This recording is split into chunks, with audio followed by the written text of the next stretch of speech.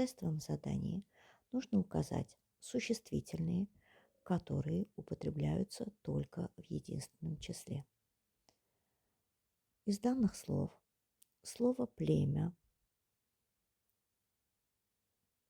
«озеро», «человек», «ребенок» помимо формы единственного числа имеют форму множественного числа. Племя, племена, озеро, озера, человек, люди, ребенок, дети. Остальные слова имеют только форму единственного числа. Вариантом, в котором оба слова имеют форму только единственного числа, является вариант ответа «молодежь», «доброта». Эти слова имеют только форму единственного числа.